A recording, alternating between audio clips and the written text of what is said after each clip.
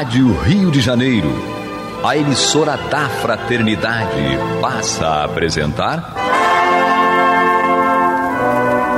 Luz na Penumbra, programa que leva ao seu coração a mensagem da doutrina espírita.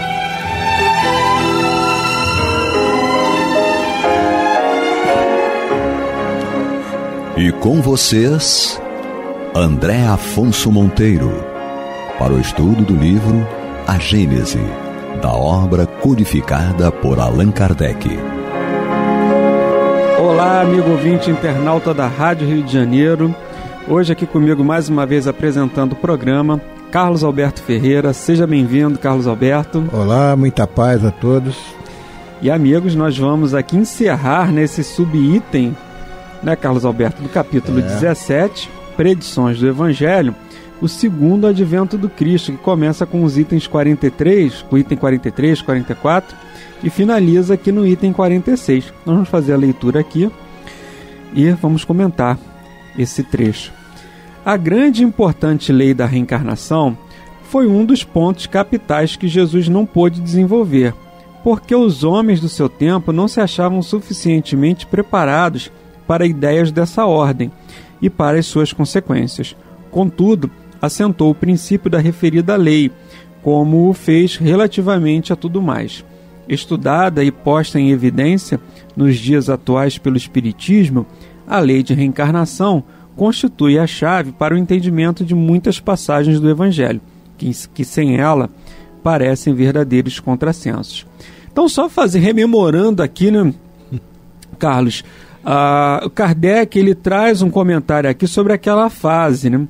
Alguns há dos que aqui estão que não sofrerão a morte sem terem visto vir o Filho do Homem no seu reinado.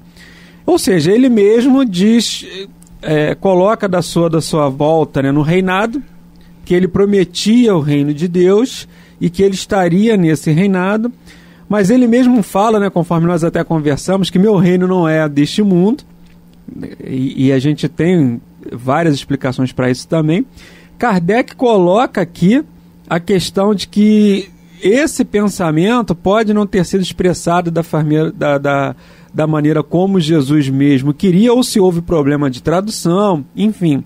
Ele traz essa abordagem da questão da linguística, né, a forma como Jesus teria se expressado e como os homens reproduziram esse pensamento, porque não foi ele que escreveu, foi alguém que escreveu esse pensamento. E, ou seja, ele está dizendo que vai voltar para o reino dele, mas ele não voltou, materialmente falando. E aí aqui Kardec, ele inicia o item 46, falando que a gente tem que observar esta frase, primeiro, né, tirando essas questões da análise da linguística, mas o sentido dessa palavra de acordo com o Espiritismo, porque Jesus não fala da reencarnação. Até porque a gente não ia ter condição de entender ali naquele momento. Ele vai dizer, aquele que não nascer de novo, não verá o reino, né? E aí até o Levi pergunta, mas como assim ele vai voltar para o ventre da mãe? Então. E aí ele diz, se eu te falo das coisas da terra e você não entende, que dirá das coisas do céu, né? Isso aí.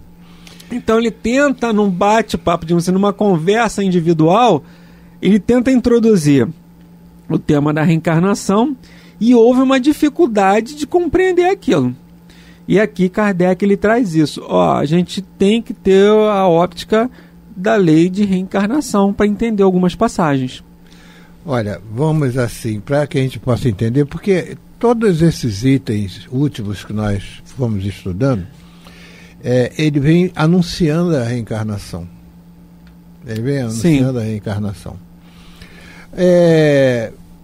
É importante que a visão, né, que nós tínhamos na época sobre essas questões, o que nós conhecíamos? Terra. Eu olhava assim, para mim, acabava ali, né? Eu não tinha uma ideia do meu planeta naquela época, né? O planeta Terra, 5 continentes e não sei o que tal. Eu não tinha essa condição. Eu era restrito àquilo que eu vivia ali. Então, quando nós olhamos o mandamento trazido por Moisés, honrai vosso pai e vossa mãe, para que possas herdar a terra. A terra prometida. Se hoje nós recebêssemos esse ensinamento, ele viria assim: honrai vosso pai e vossa mãe para herdar o quê? O reino dos céus. Mas naquela época você veio herdar a terra, porque era a terra que a gente conhecia. Eu não conhecia nada além da terra. Então como é que eu vou conhecer? Para mim entender a reencarnação, eu tinha que entender o espírito. Eu sou o quê? Para mim eu sou isso aqui, eu sou a matéria, né? Então era o meu entendimento. Então precisou esses espíritos vir amadurecendo através da reencarnação. Eles mesmos amadurecendo para receber o ensinamento e a explicação daquilo que ele não pôde explicar agora. E veja bem, até hoje tem contraditórios aí com relação à reencarnação. Ainda tem confissões religiosas que não aceitam a reencarnação. Entendeu? Então, a ressurreição para os judeus na época era uma coisa assim: eu vou ressurgir o quê? No mesmo corpo, né? Porque quando você aparece, a aparição de Jesus, ele aparece primeiramente numa aparição não tangível para as Marias, né? Maria Madalena, não me toque, coisa e tal, mas ele aparece. Sim. A Maria Madalena, embora ele já havia morrido, já havia desencarnado, mas ela vê que o Senhor está ali, é ele. E é porque ele tem aquela aparência. Maria, eu agora aqui que você está vendo é o meu perispírito, Maria, que está modelado na última reencarnação. Como entender isso naquela época? Só o Consolador prometido. Ele é que veio explicar isso. Mas por quê? Porque não se entendia espírito como, da onde eu venho, o que eu faço, para onde eu vou, né? A ressurreição, eu vou ressurgir o quê? O que é na realidade a ressurreição? É quando você desencarna e você ressurge para a espiritualidade. A ressurreição vem ser, na realidade, isso. Entendeu? Mas aí a reencarnação já é trazida por Jesus quando ele dá uma conversa com Nicodemos. Aliás, ele se antecipa a Nicodemos porque Nicodemos estava com 71 anos. E era no dia do aniversário dele, quando ele foi que ele era um sacerdote, ele foi para o templo, foi rezar o Salmo 71, que era o que eles faziam. O Salmo que tinha a numeração da mesma idade dele. E ele ali é tomado e diz: meu Deus, eu estou com 71 anos, eu vou morrer. E aí? Ele entra em depressão. Ele é acometido por uma tristeza muito grande. Aí depois ele diz assim: tem aquele Galileu, jovem Galileu, está lá tem 30 anos, sei lá, ele está por aqui por perto. Aí tem um cara: não, eu te levo até lá de noite. Uma coisa que eles não podiam ser vistos, né, com Jesus. Aí foi lá. Chegou lá, quando ele vai se aproximando, ele já ia pensando assim: mas como é que um garoto de 30 anos vai me ensinar alguma coisa?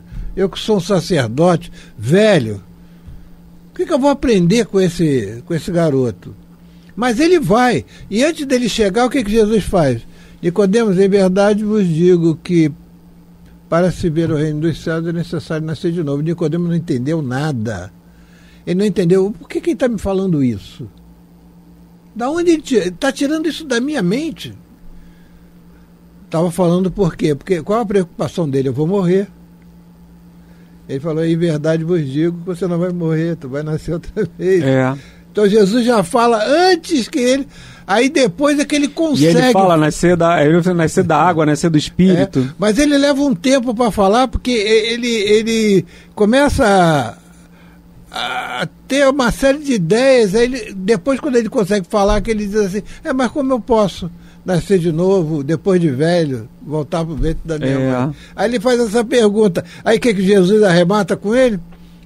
és mestre em Israel, está me perguntando essas coisas. Tu sabe, tu já leu a Torá. Tu já sabe dessas coisas, né? Então, está fazendo uma pergunta que não tem nada a ver. Que não faria sentido, né? Mas foi bom porque eu falei que era Levi, na verdade foi Nicodemos, né? Nicodemos. Nicodemos. Porque às vezes passa. Mas, amigos ouvintes, nós estamos apresentando o programa Luz na Penumbra, estudo da obra Gênese, capítulo 17, hoje finalizando aqui o subitem, capítulo 17, que é Predições do Evangelho, mas nós estamos terminando aqui o subitem Segundo Advento do Cristo, no item 46. E aí, Carlos, ele continua assim: é por meio dessa lei que se encontra a explicação racional das palavras acima admitidas, que sejam como textuais. Uma vez que elas não podem ser aplicadas às pessoas dos apóstolos, é evidente que se referem ao futuro reinado do Cristo, isto é, ao tempo em que a sua doutrina, mais bem compreendida, for lei universal, dizendo que alguns dos ali presentes na ocasião veriam seu advento. Ele forçosamente se referia aos que estarão vivos de novo nessa época, ou seja, que estarão reencarnados. Os judeus, porém, imaginavam que lhes seria dado ver tudo o que Jesus anunciava e tomavam ao pé da letra suas frases alegóricas.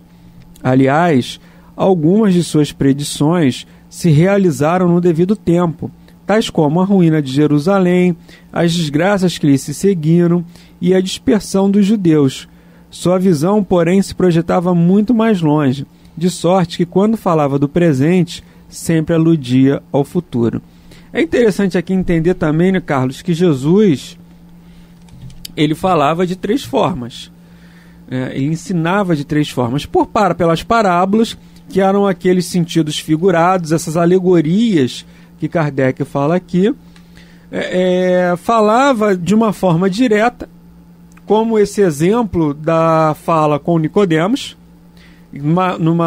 Ele fala isso de uma forma mais direta, como no caso da mulher adúltera, que a gente pode entender ali pelo exemplo. Então ali a gente tem o sentido figurado, que é a parábola, que ele ia lá e contava uma história, e dentro daquela história ele extraía o sentido que ele queria, falava diretamente, como esse caso, ou por exemplo ali que a gente pode citar no caso da mulher adúltera. Então essa forma ali de compreender é que trouxe e ainda traz muita dificuldade para nós, até para a gente entender o próprio Espiritismo. Então a gente tem que compreender, primeiro, né, qual a nossa capacidade de raciocínio e, acima de tudo, a nossa moralidade também para a gente aceitar aquele ensinamento. Porque até hoje o egoísmo, a vaidade, o orgulho faz com que uma ideia nova, quando seja apresentada, sofra uma resistência. Jesus até fala isso: eu não vim trazer a paz, eu vim trazer a divisão. Ele sabia que os seus ensinamentos teriam uma resistência. Ainda hoje, quando temos um novo ensinamento, a gente tem uma dificuldade de se permitir, pelo menos, analisar aquilo para poder verificar, isso é passível de acontecer, não é? Então, tudo isso tem que ser avaliado, né? A condição intelectual, o próprio egoísmo, a vaidade, de se permitir aprender algo novo, né, Carlos? Eu estou aqui lembrando a passagem de Jesus. Jesus foi o maior psicólogo que passou pela Terra. Ele foi o maior tudo, né? Maior líder, maior... Olha, eu vou te contar um negócio. Eu estava aqui analisando sobre aquela passagem da mulher adúltera, do qual ela vai ser apedrejada. Você vê que os espíritos que já estão numa condição em que não se ofendem mais, já estão muito acima disso, por mais que você ofenda, por mais que não sei o que, eles não se sentem mais ofendidos, porque já passaram, já conquistaram algo muito maior de felicidade espiritual, etc. Tal. Então Jesus, naquele momento, ele não estava nada ofendido com aquela mulher que adulterou. Ele não estava com nenhum problema com relação a isso. tá? Porque ali o que estava acontecendo era o julgamento. E você só julga quando você é pecador também. Por isso que você faz julgamento, tá? E ele, eu digo o maior psicólogo porque ele vai usar de uma psicologia impressionante. Eu digo assim, uma psicologia celestial. Ele vai chegar e vai falar assim, deixa que todo mundo já estava com a pedra na mão.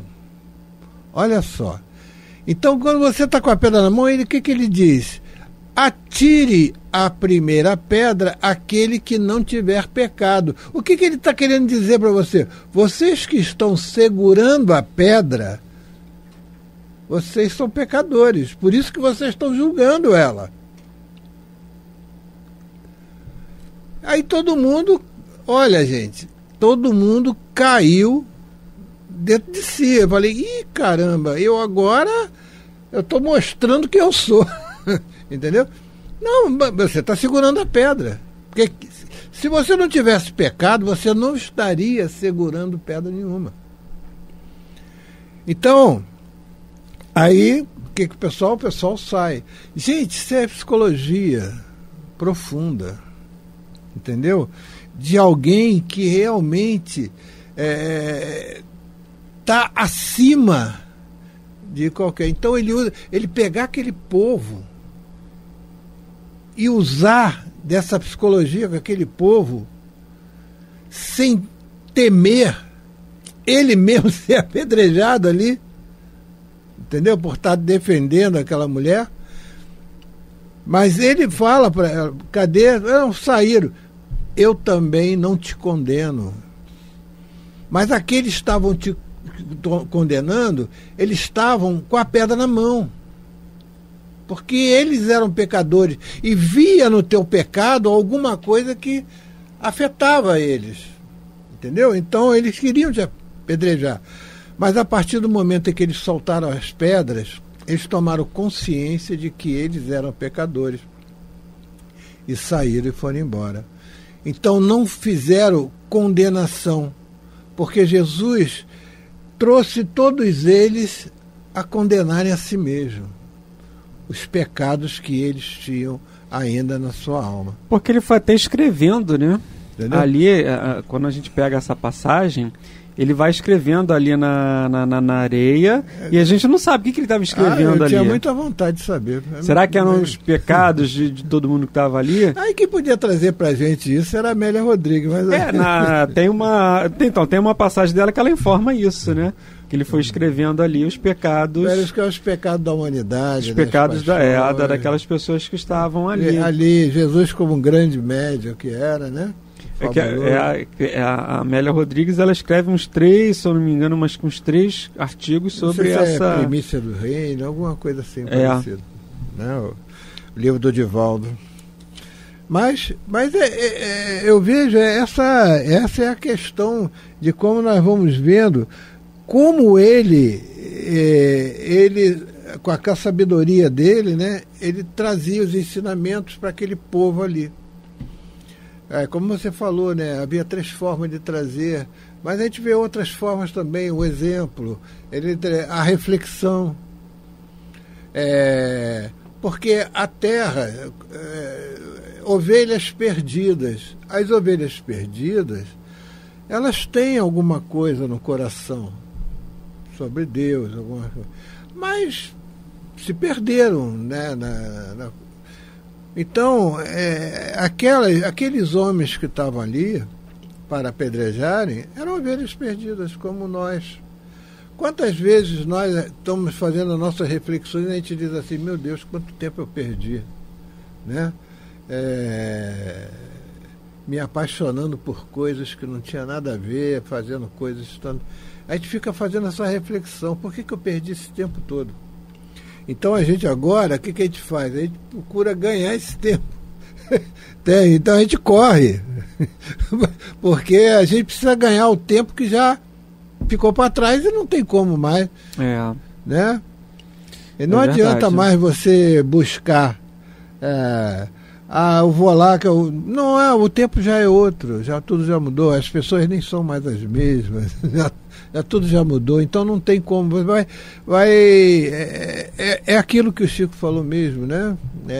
Vamos mudar esse fim, mas nós temos essa oportunidade de fazer, vamos fazer. E como espíritos imortais, a gente sabe dessa nossa responsabilidade de procurar fazer um futuro diferente, né? É verdade. A cada um, muito mais será cobrado aquele que foi dado, né? Quanto mais a gente recebe, mais a gente será cobrado, mas muito a gente será ajudado também. Então a nossa perspectiva é realmente entender da imortalidade da alma, da lei de ação e reação. Eu não posso, você falou, não posso mudar o passado. Chico falava isso, né? Mas eu posso fazer um futuro diferente. Como é que a gente muda o nosso futuro? O que a gente tem que reparar, a gente vai ter que reparar. Isso aí é fato. Tá lá escrito: o amor cobre uma multidão de pecados, mas nós não vamos fugir dessa nossa necessidade de reparação. Porque o amor vai estar dentro de nós. É a nossa necessidade. E aí a gente vai compreender de uma forma diferente esse nosso caminho da reparação. O livro da Amélia Rodrigues que ela fala, né, o artigo, o livro eu não me lembro o nome, mas é o caminho da reparação. É quando ela já fala lá no finalzinho, né, da história da Miriam, o nome inclusive da mulher adulta que ela cita. É caminho da reparação. Agora o nome do livro realmente não me lembro. Eu não sei se é a premissa do reino. Eu acho que é a premissa do reino. Porque ela escreve, acho que em 3 livros diferentes. São três. São três. Caminho da reparação. Caminho da reparação é o nome do artigo. Ele narra já o final da jornada dela. É bom até que os nossos ouvintes eles possam até fazer uma pesquisazinha aí. Sim. Isso é bom. Isso é bom para desenvolver, né? Procura nas obras dela, da Amélia Rodrigues. Eu tenho lá, até vou dar uma procurada também. Eu vou dar uma olhadinha também. Mas aguçou agora a minha. Eu lembro até que nós até escrevemos um artigo sobre ela para o Correio Espírita, lá do nosso querido Saulo, e citava essas obras, na verdade, né? Tem até aquela passagem daquele jovem, né? Que foi... Eu queria seguir ele, isso. Vai lá, deixar... ele hoje não dá. Tudo, ele fala, hoje não dá, porque ele ia fazer a corrida de biga. Ia fazer... 4 dias depois ele acaba desencarnando. Sim. Na corrida de bigas. Isso aí, é uma das obras dela também que ela traz. Essas obras são bem interessantes. Jesus deu uma oportunidade para ele até de caminhar um pouco mais. Que ele falou: amanhã pode ser tarde. Amanhã vai ser tarde. Amanhã pode ser tarde. Mas, amigos ouvintes, Carlos, tem mais alguma consideração para a gente finalizar aqui? Não, o que nós vamos finalizar aqui, né? É o que ele deixou, a lei de reencarnação, a importância da reencarnação para o espírito dentro da lei do progresso, tá? Então, com um trabalhinho de casa, né, que a gente faz, questão do Livro dos Espíritos 132, né? Então, leiam e estudem, é uma sugestão, essa questão 132 do Livro dos Espíritos, que fala sobre o objetivo da reencarnação, da importância. Qual o objetivo da reencarnação? O maior legado deixado aqui na Gênesis, nesse estudo aqui. Muito bem. Amigos ouvintes, chegamos ao final de mais um programa, desejando a todos muita paz em seus corações e até a próxima semana. Carlos? Até a próxima semana, se Deus quiser e Ele quer. Você está ouvindo o programa Luz na Penumbra.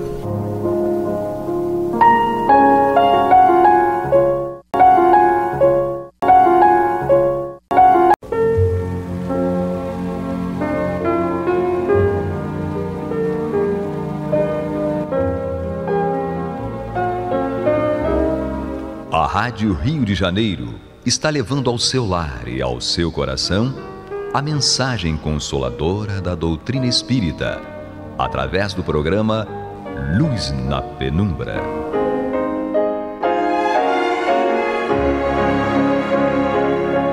E agora com vocês, Nádia do Couto Vale, para comentar o Céu e Inferno, ou a Justiça Divina segundo o Espiritismo, da obra codificada por Allan Kardec. Amados e amadas ouvintes e internautas, que a paz de Jesus permaneça conosco hoje e sempre. Continuamos o estudo desta obra, no capítulo 5º da segunda parte, um capítulo no qual o nosso querido codificador Allan Kardec nos traz o depoimento, a trajetória, as impressões, as reflexões dos espíritos já no plano espiritual, em função do que viveram, escolheram pelo livre-arbítrio quando encarnados. Nós estamos nesse capítulo 5º da segunda parte estudando o problema grave, triste, de consequências tristes também para os espíritos suicidas. Nós já estudamos alguns perfis, algumas trajetórias, e hoje nós vamos também dar continuidade a esse estudo, iniciando com uma fábula medieval. Um casal estava apaixonadíssimo. Os dois, então, por vingança de um mago, foram transformados, ele em pássaro, ou ela em pássaro, durante o dia, e ele em um lobo, um cão feroz, durante a noite. Essa é a vingança do mago. Evidentemente que, neste caso, eles não podiam se encontrar. Nunca se viam, porque quando um recuperava a forma humana pela manhã, o outro se transformava em animal. Certamente um amor em sofrimento impossibilitado de se concretizar. Muitos estudos, muitos literatos, muitos autores, como William Shakespeare, por exemplo, nos trouxe casos de amor sofrido impossibilitado de se concretizar, o mais famoso dos quais é o de Romeu e Julieta. Neste caso, os apaixonados ficaram impossibilitados por objeção da família. Havia aquele orgulho de família, os jovens, cada um pertencente a uma das duas famílias rivais, então esses jovens ficaram impossibilitados de concretizar o seu amor. Há ainda, então, a partir dessas histórias que nós todos aqui já ouvindo, lembrando, podemos levantar como hipóteses, nós também podemos lembrar juntos agora. E os apaixonados que sofrem porque sua formação moral não lhes permite concretizar o amor? Por exemplo, você abdicaria do casamento por amor em nome de interesses materiais? E se seus pais pedissem isso a você? Bem, claro, atualmente a opção parece muito óbvia, mas quem conhece realmente o coração humano? Nós vemos então que há interferências dos pais ainda hoje, mais sutis naturalmente, mas ainda se observam essas interferências dos pais com relação à vida dos filhos, a escolha dos filhos, por exemplo, com relação à carreira, ao casamento até. Foi o que aconteceu à jovem Palmira, uma modista que morava com os pais, bonita, de caráter afável, consequentemente ela era muito requisitada, porque os rapazes a cortejavam muito e pediam a sua mão. Esta é a notícia que foi estampada no jornal no dia 13 de junho de 1862. Esta a narrativa, a descrição que consta dessa matéria do jornal desse 13 de junho de 1862. O que aconteceu então com Palmira? Ela escolheu o senhor B, que também a amava vivamente, apaixonados. Mas ela se viu constrangida e acabou fazendo a vontade dos pais, que julgavam que a posição social mais vantajosa para eles era a do senhor D, justamente um amigo íntimo do senhor B, o amado de Palmira. Palmira amava o senhor B. Então, nós vemos aqui a interferência, podemos até dizer brutal, dos pais na escolha, na vida dos filhos, no caso de Palmira. Eles, o senhor B e a Palmira, continuaram amigos depois do casamento e se frequentavam. Palmira casada com o senhor D e o senhor B, amor de Palmira, também frequentava a casa, porque ela e o marido de Palmira eram muito amigos. E, na verdade, à medida que o tempo passava, o amor de Palmira e do senhor B não se atenuava. Eles tentavam conter o amor, mas quanto maior o esforço que eles faziam, mais aumentava o amor deles. Então, querendo sufocar o amor, o senhor B resolveu então casar-se. Naturalmente que ele casou com uma jovem de grandes predicados, esforçando-se por amar a sua esposa. Mas logo percebeu que não se curou daquele amor por Palmira.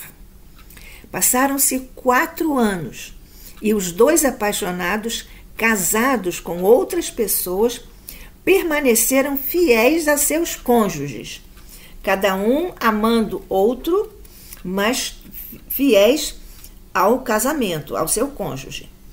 Mas acontece que os seus corações sangravam. E então,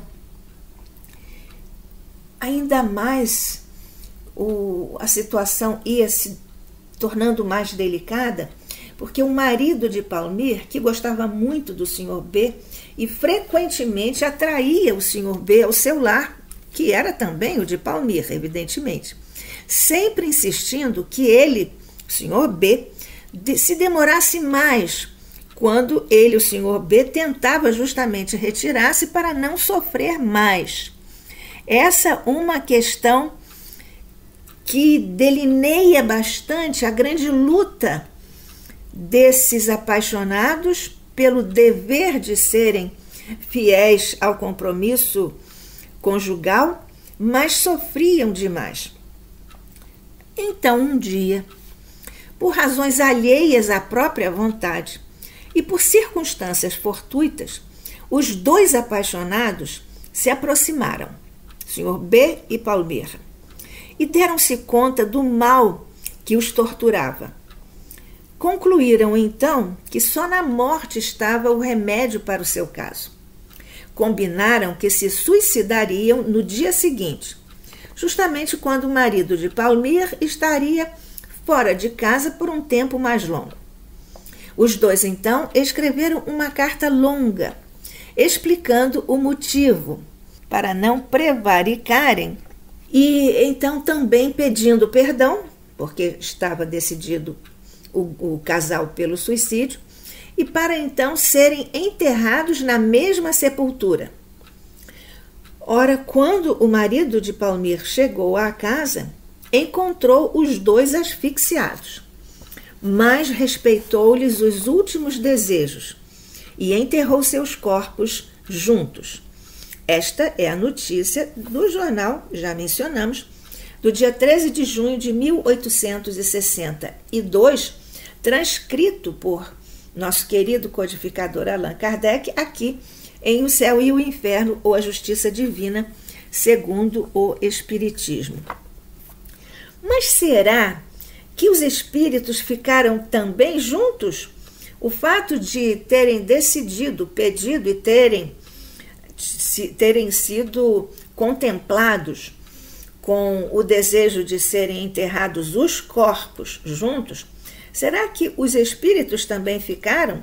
Por tudo que temos estudado aqui, não só aqui em O Céu e o Inferno, a Justiça Divina segundo o Espiritismo, mas também nas obras fundamentais de Allan Kardec e em todas as obras subsidiárias de Chico Xavier, as obras de André Luiz, as obras de Allan Kardec também, desdobradas em suas consequências, na série de André Luiz, nos livros de Emmanuel e de tantos outros espíritos e médiuns sérios. Então, será que nós estamos diante de uma configuração real da alegoria da fábula medieval, que nós lembramos juntos ainda há pouco? Será, então, que eles acabaram tendo, ou procurando até, o mesmo destino, por outro motivo, naturalmente, do que aquele casal apaixonado da fábula medieval? Aqui era por virtude, porque eles eram casados e não queriam prevaricar. No caso da fábula medieval, foi por vingança de um mago. Mas vejamos então o que disse um espírito que respondeu ao questionamento proposto e foi submetido à Sociedade de Paris como um assunto de estudo. Então vamos lá ver como se deu essa nova participação, digamos assim, que foi submetida à Sociedade de Paris como assunto de estudo. Então, um espírito respondeu quando foi evocado o casal. Disse o espírito que respondeu: os dois amantes suicidas não vos podem responder ainda. Vejo-os imersos na perturbação e aterrorizados pela perspectiva da eternidade.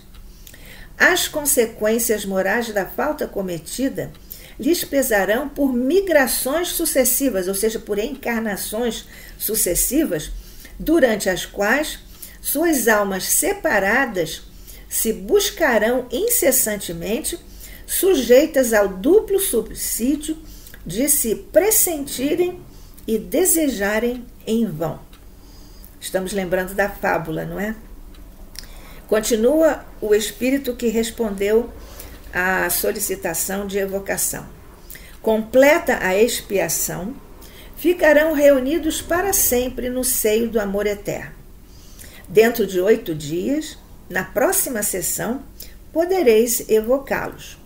Eles aqui virão sem se avistarem, porque profundas trevas os separarão por muito tempo. Ele já antecipou que por várias encarnações, que é exatamente o modo, a estratégia divina de nós espíritos nos purificarmos e nos quitarmos perante o tribunal da nossa própria consciência. Então, nós vemos aqui que ambos estavam em perturbação, o que é natural para todos os casos, particularmente nos suicidas, no caso, e estavam aterrorizados com as perspectivas da eternidade dessas penas, e nós já vimos que o Espiritismo não avaliza penas eternas, mas os próprios espíritos que estão padecendo essas penas têm a impressão da eternidade daquelas coisas que não, aquelas dores, aqueles sofrimentos que não vão ter fim. Então, as consequências morais, nós vemos aqui que ainda iriam estender-se por muitas encarnações. Quando separados, então, eles buscarão incessantemente um ao outro, mas vítimas de um duplo suicídio. Porque, então, como são vítimas de si mesmos, duplo suplício também, o de se pressentirem, acharem que um está perto e desejarem em vão um ao outro, mas sem conseguirem esta bênção, que seria a do reencontro. Porque nós sabemos que o suicídio, na verdade, alonga ainda mais o tempo que haveria de trazer o reencontro aos espíritos. Não só este casal, mas também dos outros, como nós vimos muito recentemente, no caso da mãe que se suicidou para acompanhar o filho que desencarnou por enfermidade. Então nós estamos juntos estudando e vamos continuar a estudar não só este caso, mas também este capítulo 5º da segunda parte desta obra, O Céu e o Inferno, a Justiça Divina segundo o Espiritismo, aqui pela Rádio Rio de Janeiro, a emissora da Fraternidade, no programa Luz na Penumbra, eu, Nádia do Couto Vale, e você, amigo, amiga, ouvinte, internauta, estudando juntos aqui, agora neste momento, tendo a prova da misericórdia de Deus e o grande consolo que nos traz o esclarecimento através do Espiritismo. Disse aqui o espírito que respondeu ao pedido de evocação do casal suicida que, cumprida a expiação, eles vão se reunir, talvez até já estejam reunidos, nós pelo menos esperamos isso, desejamos isto a esses corações queridos, amorosos, então reunidos para sempre no seio do amor eterno. Aqui nós estamos diante dessa misericórdia cumprida a expiação. Mas vejamos como é interessante a construção das fábulas, que são, como nós sabemos, essa forma simbólica também de falarmos sobre os nossos desejos, os nossos sofrimentos, as nossas expectativas, as nossas virtudes, os nossos defeitos. Enfim, o fim da fábula, e a fábula, nós sabemos, é uma alegoria, aqui o Espiritismo nos dá o consolo moral, porque é o Consolador prometido. E aquela fábula que nós já relatamos e partilhamos no início desta nossa conversa, termina assim. Nós vamos relembrar que um foi transformado em um lobo, em um cão, e a outra em um pássaro. E eles não se encontravam porque quando um despertava, o outro ficava recluso na noite. Enfim, também essa dualidade de dia e noite, de sombra e luz, que acompanha a existência de todos nós em nossa trajetória evolutiva por força das escolhas que nós fazemos. Mas vamos ao final da fábula medieval, que é a seguinte: um sacerdote amigo providenciou o encontro deles, do pássaro e do leão, do cão feroz, providenciou esse encontro como se um acordava de manhã e o outro ia dormir, assim sucessivamente. Então, durante um momento em que o sol e a lua se encontraram, eles então se viram e quebrou-se o encanto daquele mago que fez essa vingação, essa transformação por vingança. Esse mesmo espírito, na Sociedade Espírita de Paris, disse que eles poderiam ser evocados no prazo de 8 dias e que eles compareceriam, mas sem se avistarem, porque, disse o espírito, profundas trevas os separarão ainda por muito tempo. A mesa mediúnica, então, foi processada a evocação de Palmira.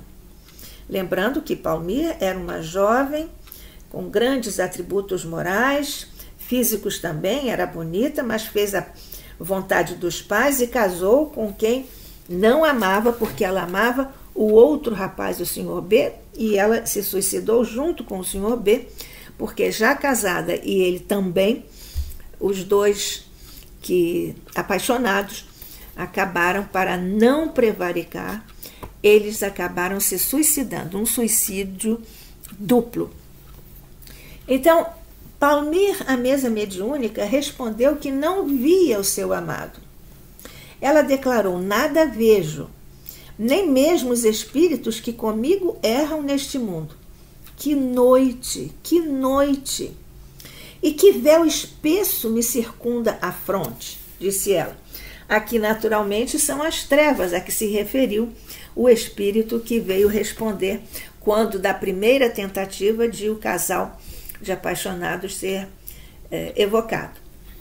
Então, essa noite aqui são as trevas a que se referiu aquele espírito. Eles estão nessa escuridão.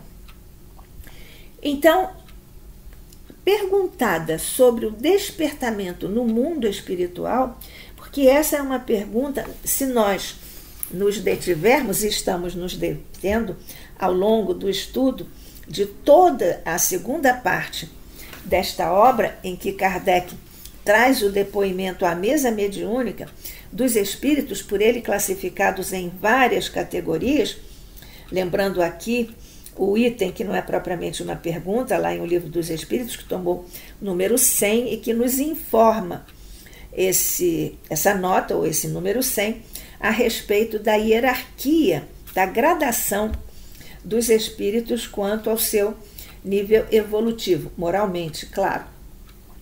Então, ela disse a respeito do seu despertamento no mundo espiritual, ela disse que foi de maneira singular. Ela disse que tinha frio e ao mesmo tempo escaldava. Ela disse, tinha gelo nas veias e fogo na fronte. Coisa estranha, conjunto inaudito. Fogo e gelo pareciam consumir-me. E eu julgava que ia sucumbir uma segunda vez. Aqui nós estamos também diante de figuras emblemáticas, que são aqui símbolos. O que simboliza, no caso, o gelo?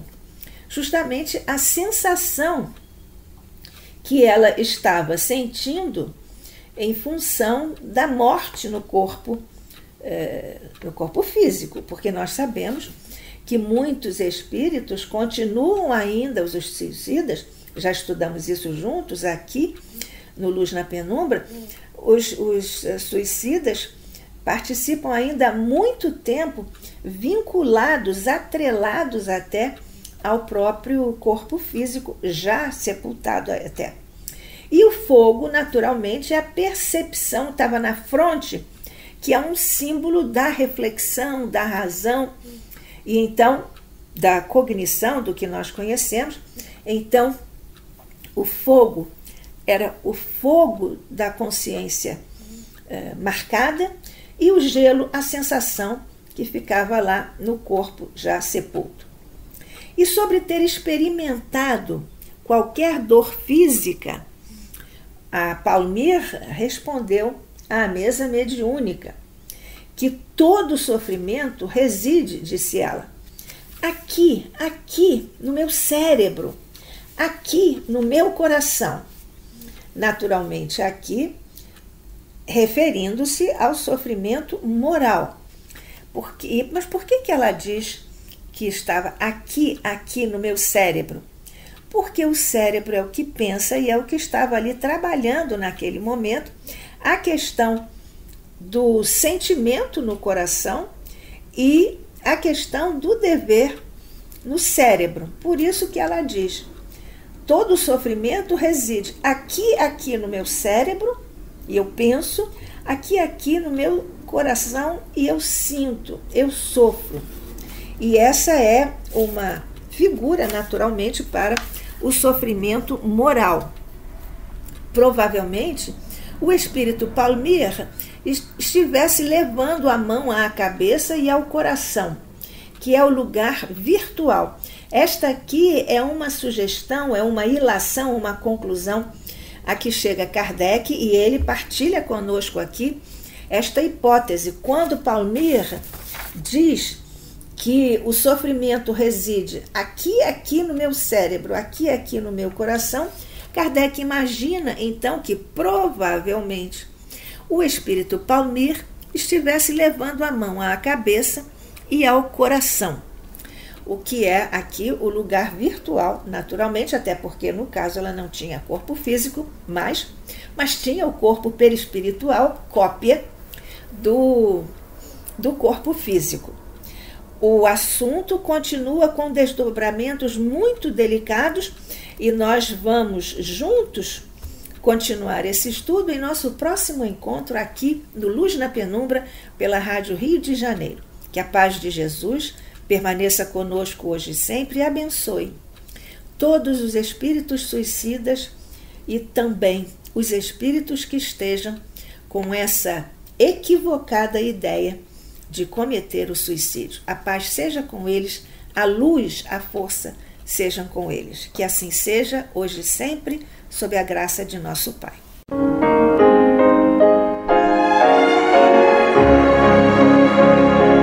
E vamos ouvir agora a prece de encerramento de nosso programa, na voz de Geraldo de Aquino.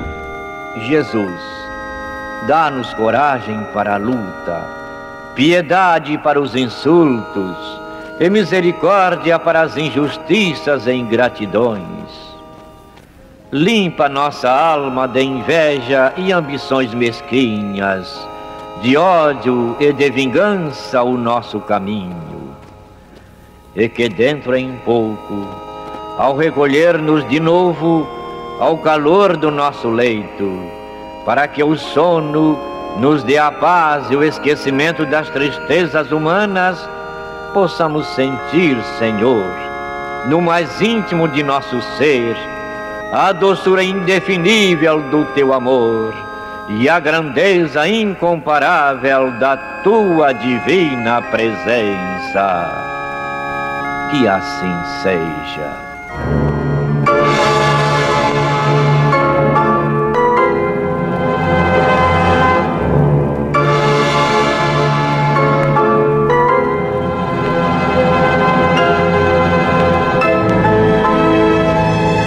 Acabamos de apresentar o programa Luz na Penumbra, que voltará a ser apresentado amanhã às 21 horas nesta emissora.